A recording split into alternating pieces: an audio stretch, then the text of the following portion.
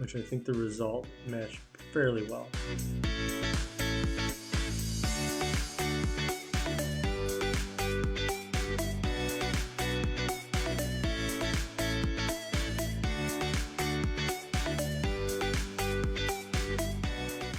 And to conclude this project, I added all the original hardware back.